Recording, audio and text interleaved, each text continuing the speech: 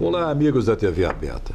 Vamos iniciar mais um programa AFPESP na TV, que traz em sua grade de atrações, entrevistas, reportagens, dicas gastronômicas e muito mais. Nós vamos fazer um breve intervalo e voltaremos com o nosso ilustre convidado para falar sobre sistema de governo e reforma política. Até já, então.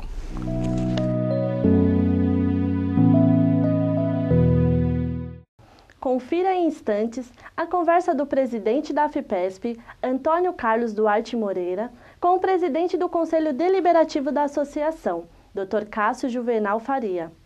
Graduado em Direito pela Universidade de São Paulo, Dr. Cássio Juvenal Faria é aposentado como Procurador de Justiça. Após carreira de sucesso no Ministério Público do Estado, onde foi eleito por 3 mandatos para o Conselho Superior do Ministério Público, tendo também exercido a chefia de gabinete da Procuradoria-Geral de Justiça. É professor universitário há 40 anos, exercendo o magistério na área de Direito Constitucional e que também atua hoje como advogado especialista. Assista essa entrevista exclusiva do programa AFPESP na TV.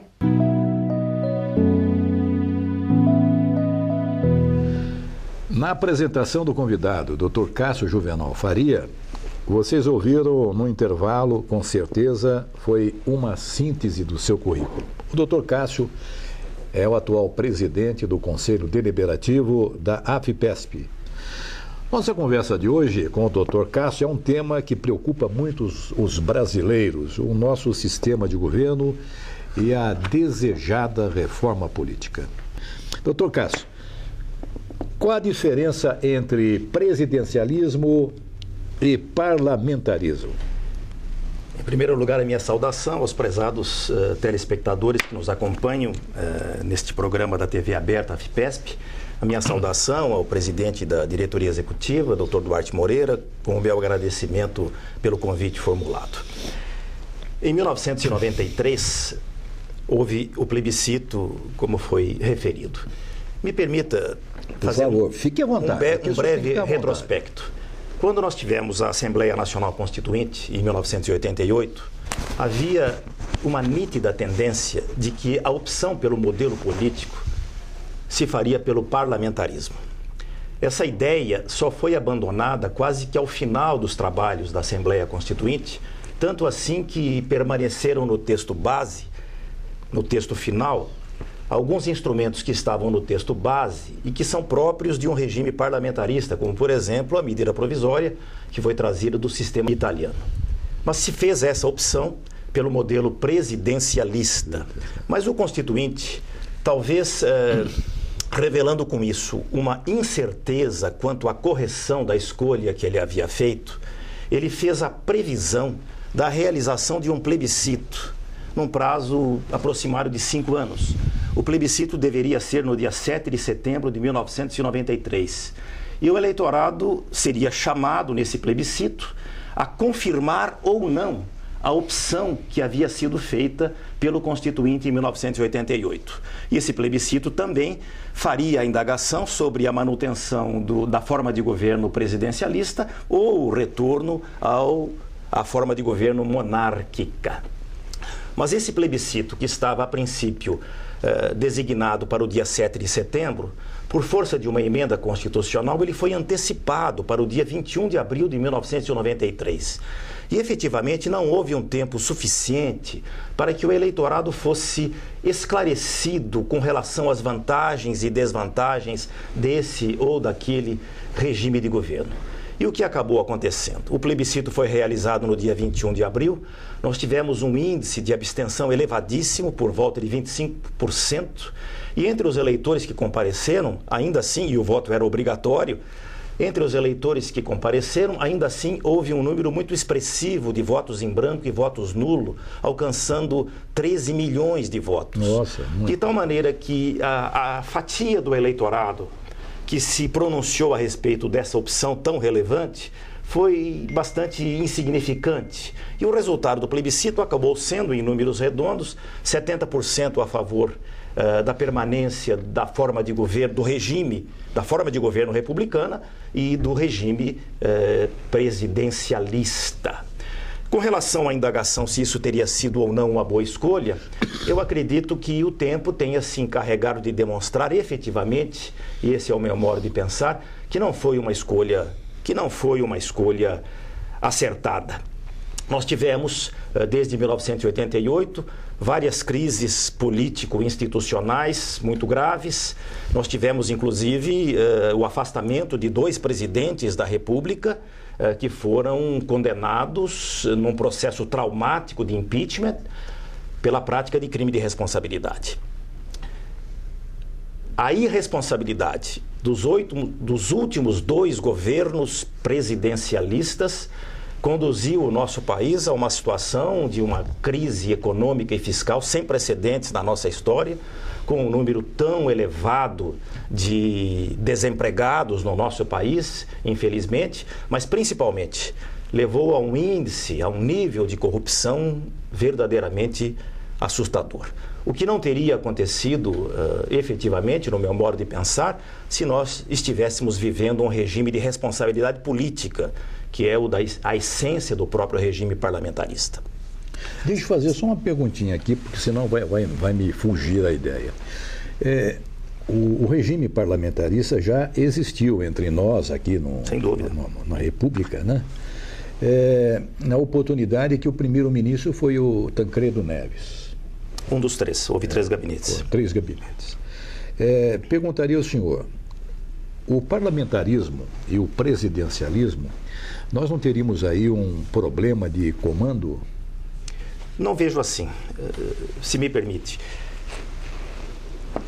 O regime de governo parlamentarista, ele é compatível tanto quanto a forma de governo monárquica como a forma de governo republicana. Assim, nós temos na Europa inúmeras monarquias parlamentaristas. O Reino Unido, a Suécia, a Noruega, a Dinamarca, o Reino dos Países Baixos, a Espanha, são monarquias parlamentaristas. E temos repúblicas parlamentaristas, como a Alemanha, a Itália, Portugal. O que distingue substancialmente o parlamentarismo do presidencialismo são 2 pontos, eu vou resumir. O primeiro ponto seria a distinção, a separação das chefias. A chefia de governo, e eu explico, e a chefia de Estado. E o segundo ponto, que me parece o mais relevante, é que o parlamentarismo é o regime da responsabilidade política. Esta é a essência do parlamentarismo. Com relação à primeira distinção, na forma de governo republicana presidencialista, essas funções de chefia de governo, que é quem efetivamente exerce o poder, e a chefia de Estado, que é a função basicamente de representação diplomática, essas 2 funções, elas são exercidas pela mesma pessoa, que é o presidente da República, sistema com o qual nós estamos acostumados. No regime parlamentarista, ao revés, essas 2 funções, elas são exercidas por pessoas distintas. Por isso que se diz que o parlamentarismo é dual. Por que razão? Na monarquia, o rei exerce essa função de representação. No parlamentarismo, é o presidente da República eleito que exerce essa função de representação. Assim, o presidente da República, no parlamentarismo, eleito que é pelos cidadãos, ele exerce uma função clara de moderador das forças político-partidárias antagônicas. Ele exerce apenas a conduta política mais elevada, as linhas mestras, as relações diplomáticas. Portanto, no parlamentarismo, o presidente encontra-se absolutamente distante das pequenas lutas político-partidárias e exerce essa função de moderação. O que é ocorrente aqui no nosso país? Nós temos, pelo regime presidencialista, a eleição de um presidente da República com uma votação expressiva, por hipótese, 50 milhões de votos. Mas o presidente da República, ele não tem base parlamentar. Ou seja, o partido pelo qual ele foi eleito foi incapaz de obter a maioria parlamentar. É o caso do Collor, né? E de outros governos sucessivos. Portanto, não tendo a base parlamentar que lhe dê sustentação, o presidente da República se vê compelido a construir essa base parlamentar, valendo-se muitas vezes de expedientes, eu diria, censuráveis. O que acabou acontecendo? O nosso presidencialismo, ele se caracteriza hoje e é chamado assim em ciência política, como sendo o presidencialismo de coalizão.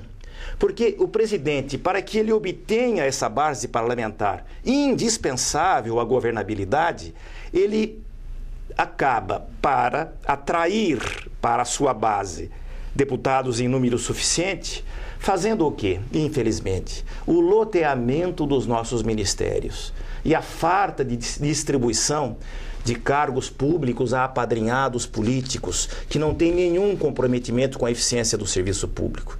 Veja-se, lamentavelmente, o episódio que aconteceu, porque essa distribuição não se limita aos cargos da administração pública, senão também da administração indireta, em especial a Petrobras. O que aconteceu com a Petrobras? Ou seja, em razão dessa necessidade da composição da base parlamentar, nós estamos vendo na prática que condutas censuráveis, reprováveis, têm sido tomadas. Ora, isso não aconteceria no parlamentarismo, porque no parlamentarismo a base parlamentar já existe, porque é o governo do parlamento. Ou seja, no parlamentarismo, o partido majoritário dentro do Congresso Nacional, ou uma coalizão que se forme para se obter essa base já existe, e é essa base parlamentar que escolhe, que indica o primeiro-ministro, que é representante dessa base já formada. É um mecanismo contrário àquele do presidencialismo de coalizão que nós estamos vivenciando. De tal maneira que o primeiro-ministro assume, com o apoio já do parlamento, ele constitui o gabinete e se incumbe de executar um plano de governo pré-estabelecido pelo parlamento.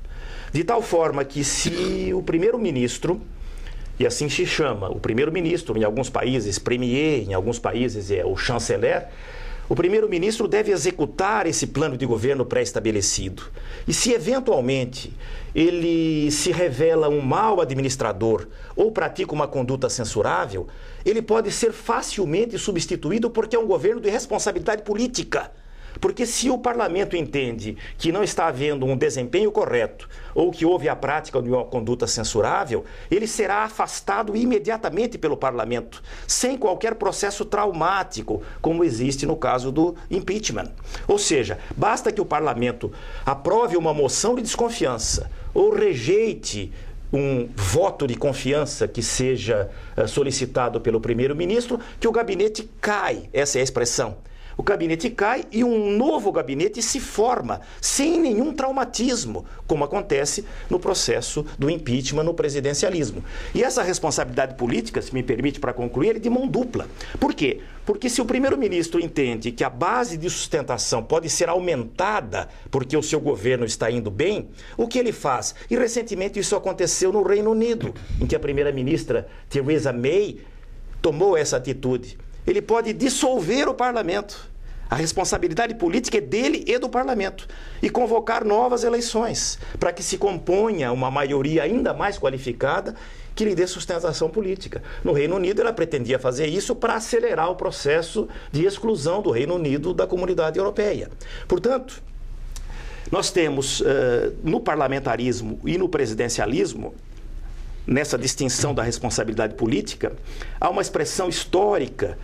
Lembra-se, presidente Duarte, ao tempo em que, antes do processo do golpe de Estado, quando havia partidos políticos no Brasil que foram extintos pelo ato institucional número 2, havia um partido que tinha um ideário que era a implantação do parlamentarismo no Brasil, que era o Partido Libertador de Raul Pila.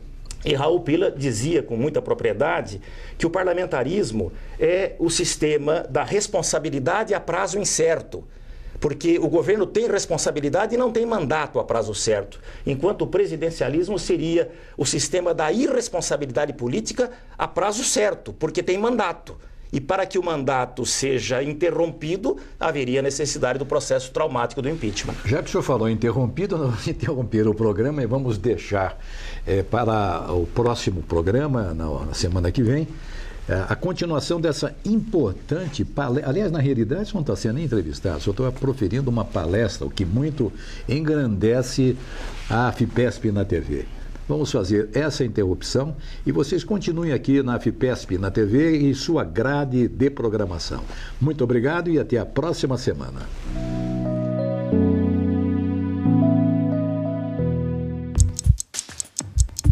A seguir, vamos apresentar a primeira parte do documentário da TV Câmara, que apresenta depoimentos de especialistas sobre a questão do déficit ou do superávit da Previdência Social.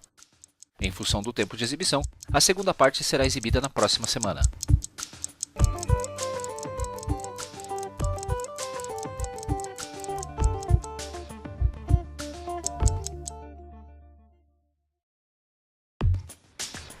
A Previdência Social existe para auxiliar e proteger os trabalhadores e seus dependentes em caso de necessidade, quando o cidadão fica impedido de trabalhar por algum motivo, seja doença, invalidez, maternidade, acidente ou idade avançada.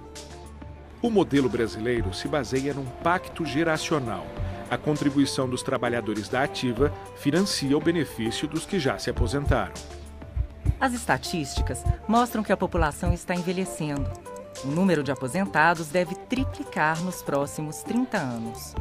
Mas esse descompasso entre despesa e receita ainda não é consenso entre os especialistas. A Previdência Social faz parte do sistema de Seguridade Social e os especialistas que dizem que a Previdência é deficitária, eles usam um estratagema, qual seja, comparar a despesa do regime geral, ou seja, tudo que se gasta no INSS, e comparar com apenas uma fonte de receita da Seguridade Social. Então aí realmente nessa situação, como você não tem outras fontes, apenas a fonte que é recolhida das empresas e dos trabalhadores e dos contribuintes individuais, realmente há uma diferença. A gente tem que diferenciar o que é o déficit da Previdência Social do déficit da Seguridade Social como um todo. O que é Previdência Social?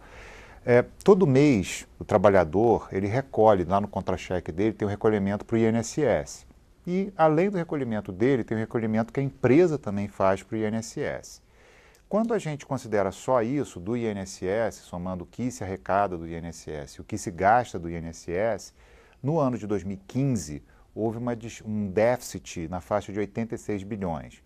2016, alguma coisa maior, e 2017 ainda maior do que isso. Tá?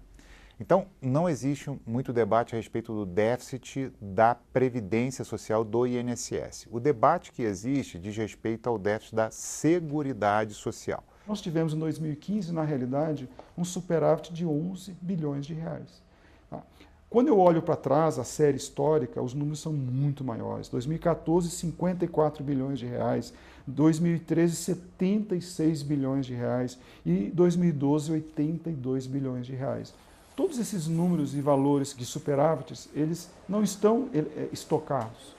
Esse dinheiro, na realidade, ele foi gasto com outras políticas, outras coisas estranhas ao conceito de Seguridade Social. A despesa em 2015, a execução orçamentária em 2015, chegou a 683 bilhões de reais. Então, a gente já começa a ter um ponto muito importante de discordância com relação ao déficit propalado da Previdência Social. Quando eu olho, não a Previdência apenas na sua despesa e numa única fonte de receita, que é a contribuição sobre a folha de salários, a contribuição paga ao INSS. Mas quando eu olho o global, toda a receita da Seguridade Social e cotejo corretamente, à luz da Constituição, com o que se chama Seguridade Social, eu chego à conclusão que nós tivemos, ao invés de um déficit, nós tivemos um superávit.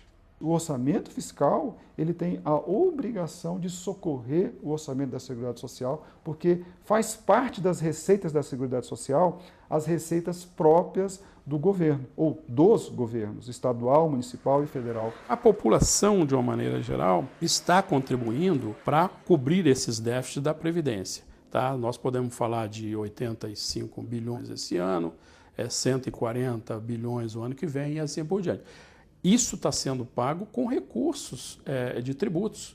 Isso significa dizer que o Estado deixa de fazer investimentos em áreas essenciais, seja educação, saúde, alimentação, segurança pública, para cobrir esses déficits. Então, é claro que a sociedade precisa se envolver nesse debate, nessa discussão. O caminho de retirar direitos é o caminho mais fácil, porque a população, que está na sua imensa maioria, simplesmente vai ser obrigada a aceitar o que vier do governo. Mas existem setores que se protegem muito bem. Nós temos desonerações que são importantes, eu não vou falar aqui os valores exatos, mas que são desonerações dadas à conta da Seguridade Social e que o governo poderia dar, não tem nenhum problema. Por exemplo, na questão da desoneração para exportação de produtos agrícolas. Não há nenhum problema, é uma política pública para facilitar, beleza. Mas o dinheiro saia do orçamento fiscal e não simplesmente do orçamento da Seguridade Social, contribuindo para esse famoso déficit da Previdência Social.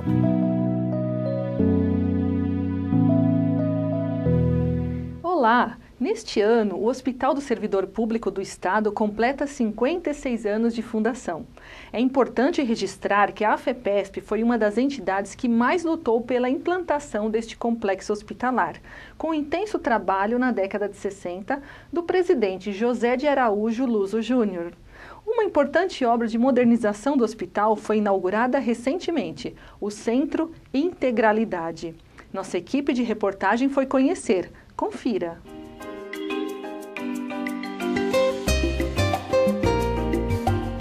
O Centro Integralidade, no mês de julho, realizou 6.200 procedimentos.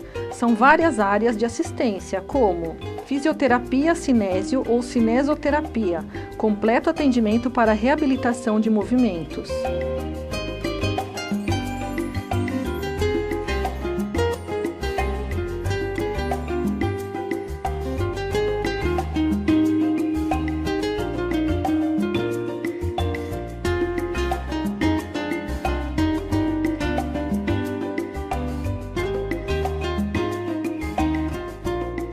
Reabilitação do assoalho pélvico.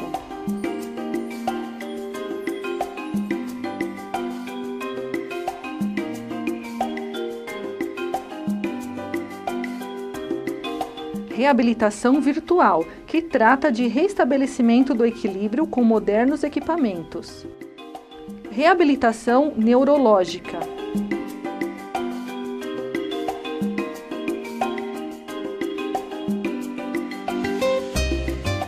Hidroterapia.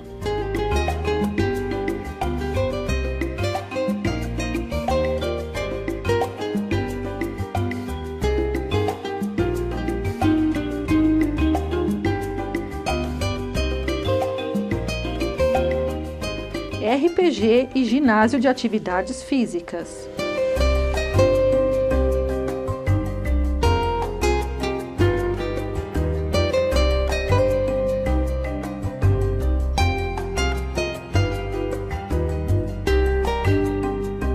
Pista de corrida e caminhada.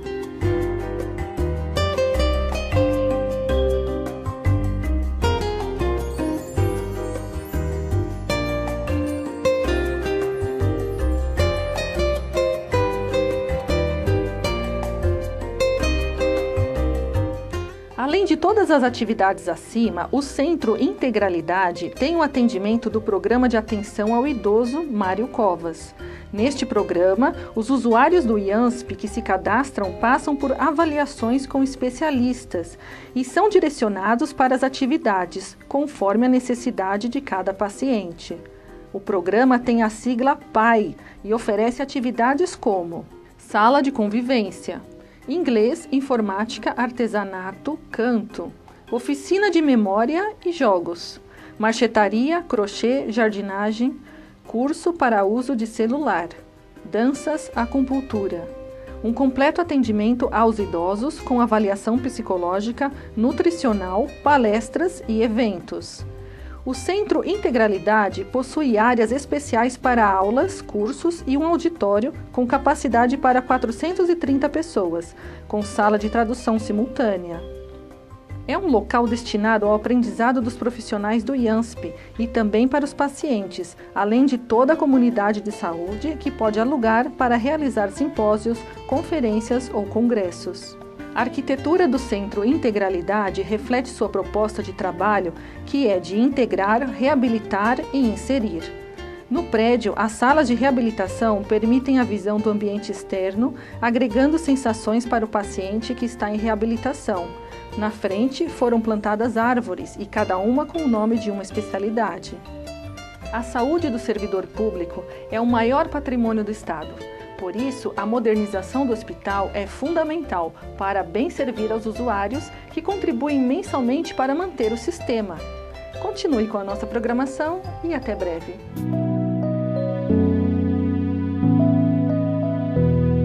Olá! Vamos finalizar a edição do programa AFEPESP na TV com uma dica culinária da unidade de lazer AFEPESP Amparo, a queijadinha de mandioca. Este doce brasileiro tem variadas receitas. Essa com mandioca e coco revela um sabor surpreendente. Anote os ingredientes: 1 kg de mandioca crua ralada, 3 ovos, meio quilo de açúcar, 2 colheres de margarina, 300 gramas de coco ralado. Use leite condensado na cobertura. Vamos acompanhar o passo a passo com Marcelo Bueno, que é o chefe de cozinha do restaurante da sede social. Misture todos os ingredientes e leve ao forno, em um recipiente bem untado com margarina por 35 minutos. Pronto, a queijadinha de mandioca já pode ser saboreada. A sobremesa da unidade de lazer de Amparo é simples de fazer e rende muito. Se você gosta das delícias da região serrana do estado, aproveite e marque sua visita à unidade de Amparo, que tem completa infraestrutura. Selecionamos algumas imagens da unidade para você conhecer melhor. Obrigada por sua companhia e até a próxima semana!